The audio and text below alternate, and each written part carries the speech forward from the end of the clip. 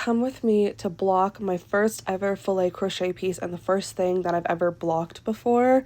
So I started by filling my bathroom sink with some warm water, and I just used a tiny bit of my laundry detergent. I've heard that you can use so many different things. This is what I decided to use, and it smells really nice. So then I agitated it around to get the bubbles going before I set my project in the water, which was honestly really scary. I know nothing bad could happen, but I really had no clue what could happen. And I'm just wringing it around, making sure that it gets like thoroughly soaked before I let it sit there for literally just like a minute. I wasn't really sure. Everyone says to do something different.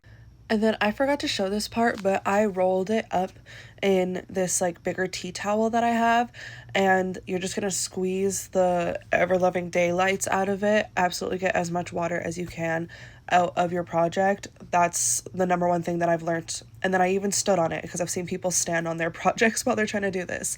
And I did not have any of the proper equipment to do this, but I did have this cardboard box, a dollar store sewing kit, and a dream.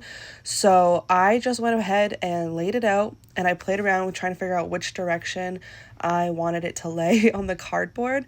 And then I realized that because the cardboard was like facing in, that was going to make it dry weird. So I flipped it over and I used the outside of the cardboard, so it laid a little more flat.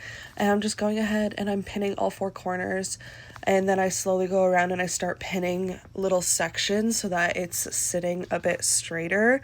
And you guys will see that I ran out of pins, so I started literally using safety pins, which I don't recommend because they bend so easily, but it worked, okay?